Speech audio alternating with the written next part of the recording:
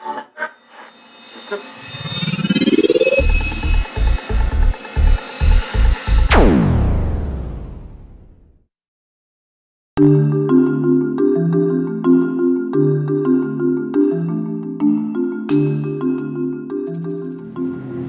talk about bad ritual. All right, let me tell you a story.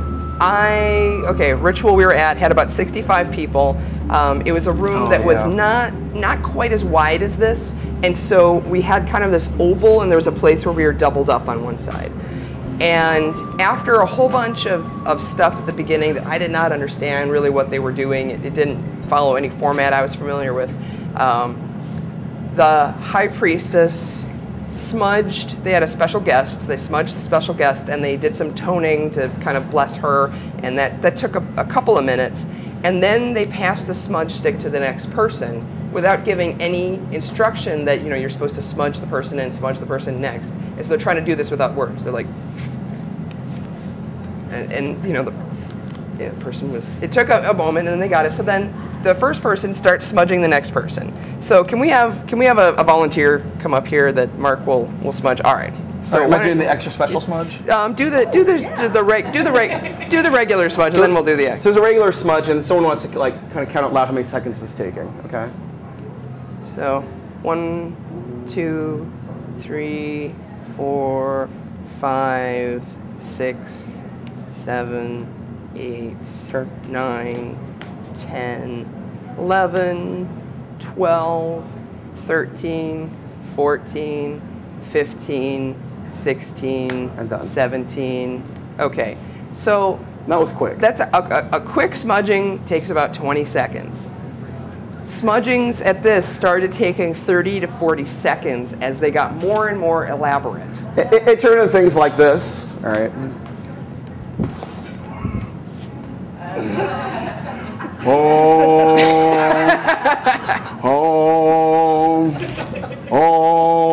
Blowing smoke in each chakra. All right, and this took you can sit. I'm going to stop. 65 people. This turned into like 30 seconds of smudging, starting to move into 40 seconds of smudging. Do the math before we even got to ritual. Yeah. Is that because of one-upmanship? Everybody was trying to yes. I think there was some one-upmanship. Somewhat, yeah. I think there was also some issues of self-esteem around people who didn't know how to smudge and wanted to make sure that people knew they knew how to smudge. Like, let me make sure I get every cell and every part of their skin. Sure and you know, you're being put on the spot. You weren't expecting to do this thing. Nobody told you how to do it. And you know, that had to be embarrassing for people, nerve-wracking. Yeah. It doesn't make those people bad or anything. No, it's just they were put on the spot. Yeah. So, okay, so that's going on. So this part took about 45 minutes, all right? Lena, you have a question? I was just going to say, I found people, if they're not used to public ritual, they do things that they would do at home, and maybe that's how they do at home, and it doesn't matter if it takes 5 minutes. Right. They're just not used to, like you say, there's 100 people there. Right, and being aware of impact. So, okay, so this is going on. So, like, okay, we have a double row over here, so I'm going to use this example. So we have our smudging is going around, okay? And then it gets to the place where there's a double row. And then you realize, oh, crap, there's people behind you. So you give it to her over there. The high priestess runs up and goes, no! It cannot go the other way. So, okay, so here's your energy line, kind of going through your ritual. Right. Give people the information. It doesn't take the magic or the mystery away to say, hey, we're going to be smudging each other. Smudging should take about 10 seconds. We're gonna model how this should work. And if you've never smudged before, don't worry. Just hold the intention of helping the other person clear their energy. Done. You haven't taken any magic away. We'd like for it to go. We promise you, it does not take the magic away. It doesn't take the magic away. We'd like for it to go clockwise, and so I notice we're doubled up over here, so when it gets to you, actually give it to her, and then, zigzag it like that. If you have a specific requirement, if your tradition requires that everybody be smudged in order, address the logistics up front so it can go smooth. If your tradition doesn't require that, you might find a different solution. Like, let's say you need smudging, but it doesn't have to be all at the same time. You could have 4 smudging priestesses that go around and do it, so you got it going 4 times as fast, And those people are trained to do smudging, so they can do it in 10 seconds and it's effective. Or have smudge stations where people can go smudge themselves in any way they want, but having multiple smudge stations so people can do that whenever time they want. So that's part of why this pre-ritual talk is really important. That you address any of the logistics that you have going on, because you can smooth that out before it happens, and you don't end up with the train wreck of people in your ritual going. Nothing kills your energy more than panic. That's not the energy you want. Can you imagine like being, shall we say, an intimate situation, and then all of a sudden something bad happens? What happens to the mood? Who's knocking at the door? What? Yeah. So our ritual's begun with the planning. It's begun with promoting it and giving people a heads up. If you're doing an adults-only Samhain ritual where you're going to be, channeling the dead and people are going to be crying, and going down into the underworld and dealing with your deep personal issues, facing your worst personal shame, you want to let people know. Your shadow. You want to let people know that ahead of time. Yeah. So your promotion, even if it's to a small group, if it's just to your planning group, you all have that agreement that this is the work we're doing. If you're doing a big public ritual, you need to let people know this is the work we're doing. It's hospitality. Yeah. Just as if you're inviting people over to dinner and you say, hey, what food allergies do you have? Magically, it helps them energetically prepare for that work as well. Right. So we've talked about the greeting and letting people feel welcome. Yesterday I mentioned in the leadership workshop, the first ritual I ever went to when I was 18, it was a Beltane ritual. A friend that I had just met at a sci-fi convention drove me there, and then he went off to hang out with his friends. And I didn't know anybody. I was totally painfully shy. It was terrible, and I didn't go back to another public ritual for 7 years. So, think about the people in your community that could be really amazing assets that are not coming back because they don't feel welcome. So just having somebody at that front table say, hi, I'm glad you're here. Here's our sign-in sheet, or here's our waiver where you're signing your life away. Maybe that's not so great saying, but here's what's going on. So we do our pre-ritual talk, and then sometimes we'll have a little bathroom break there. But then instead of smudging, in our ritual work, we don't do a smudging or a purification. We do a sound purification, and it's called a gathering. So what we did with the toning, it can be a form of a gathering. What it is if we have drummers, we'll have them start out with a soft beat, and if we don't, then I get people more moving and singing and chanting kind of organically, and we'll do that in a few minutes. We get people doing something together because it's about taking that scattered mind and getting ready for ritual space. It's getting everybody kind of on a similar wavelength. If you're driving to a ritual like 2 hours, and then you're worried about, oh, my potluck dish, and you almost burned your potluck dish because you're already running late because you're already on Pagan Standard Time, and then someone cuts you off in traffic, and then you answer your cell phone while driving, which you really shouldn't be doing, folks, and you just heard about somebody broke up with somebody else. So you're freaked out about the phone call, your potluck dish is almost halfway burnt, you're running late, and you're tired from driving. You think you're ready for ritual? So gathering is really a way to get that energy moving and to expend any of the nervous energy, to release it, so that you're moving. To move yourself from thinking about, paying for parking and, blah, blah, blah, blah, blah, blah, blah, all the monkey mind. It gets you out of that. It also gets you into more of a shared mindset. So this is a purification. It is a releasing, but it's done with sound. We specifically also don't use sage because we usually end up with somebody that has some kind of an allergy to something, and so this helps us with that. So we sing and move and raise a little. It's like a mini energy raising. Now do you want to tell them a dirty secret? Well, I was just going to say this is some of the fuel that if you want energy at the end, if you want to do a big kick-ass energy raising at the end, you need to start it up here. So what's the dirty secret? The dirty secret is the more you get people to participate the earlier in the ritual, the more they'll participate later.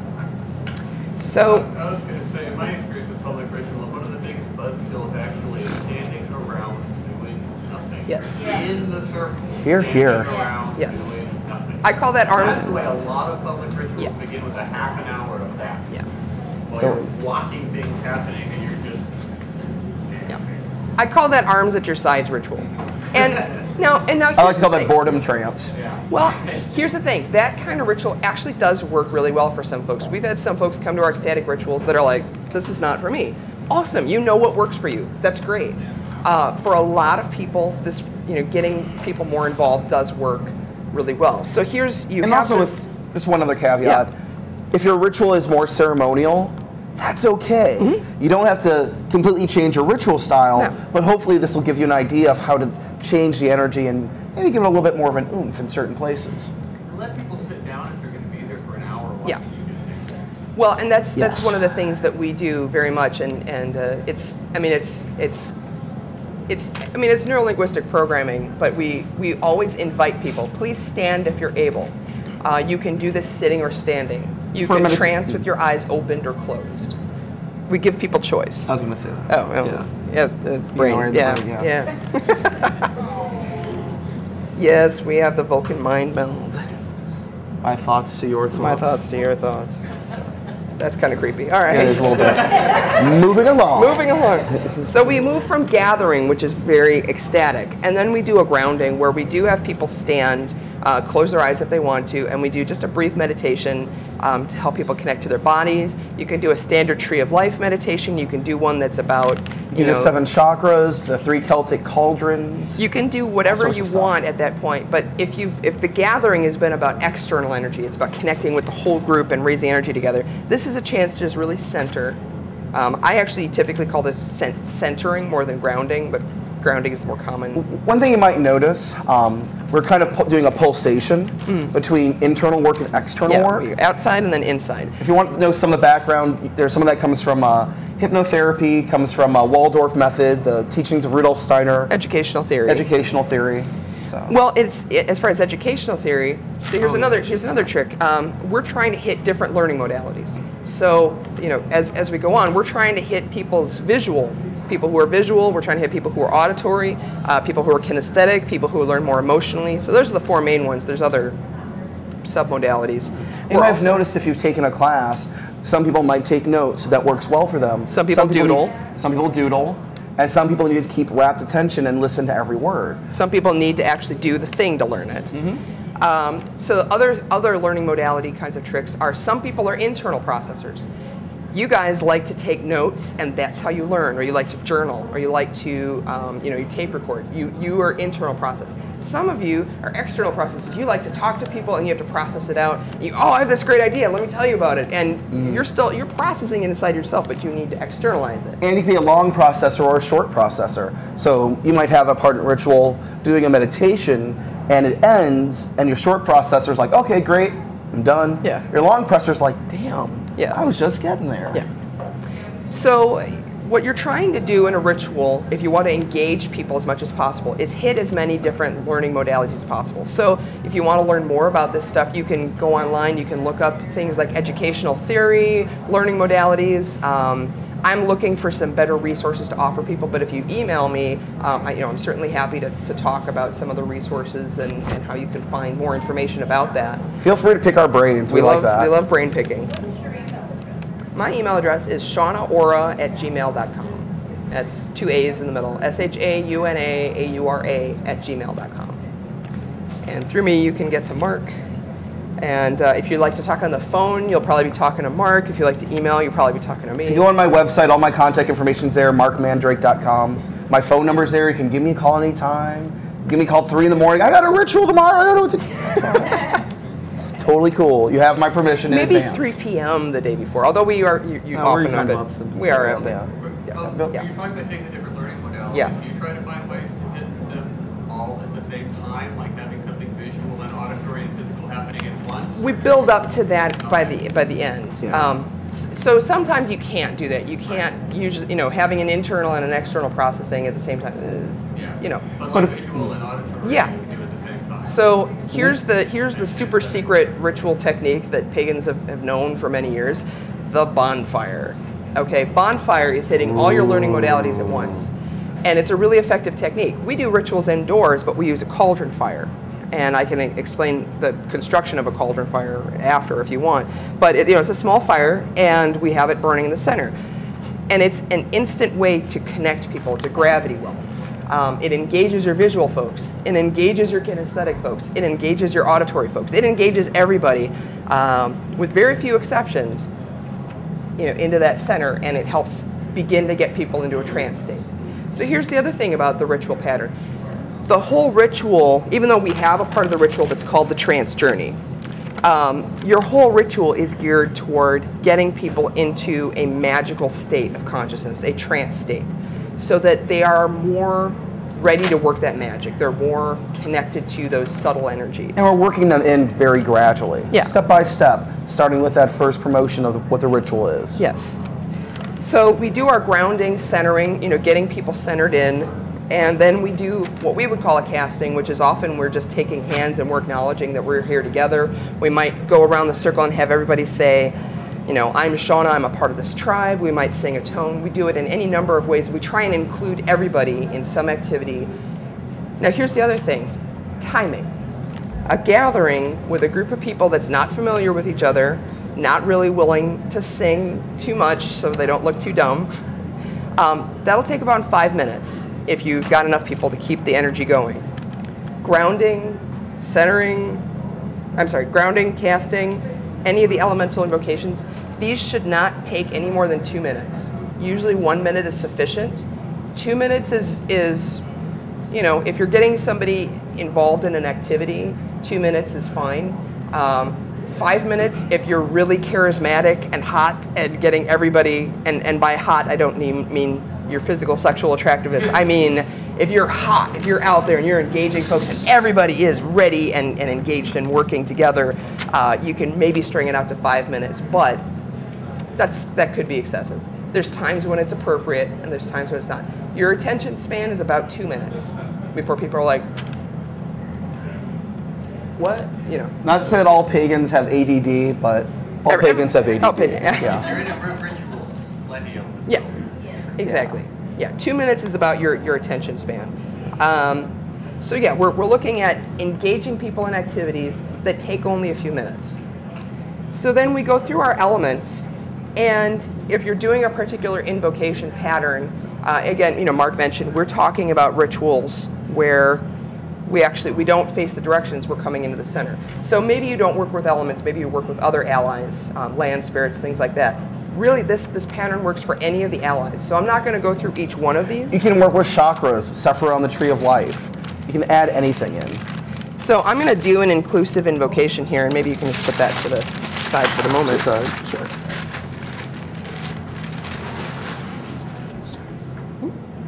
First, I'm going to unhinge myself. There we go. So here we are in a circle together. Can you take a breath with me? I got it. Don't worry about it. I'll wait till this is done. Sorry. You done making noise? Yes, I am. I'm sorry. I'm sorry. Will you take a breath with me? Can you hear the sound of the air being poured through the room? Can you hear the sound of chatter in the background? Can you feel the air as spring turns into summer? The air of the seasons transforming? Can you imagine the air passing over your skin? The wind passing through your branches? Can you take that breath again? And this time making a sound. And once again, taking a breath and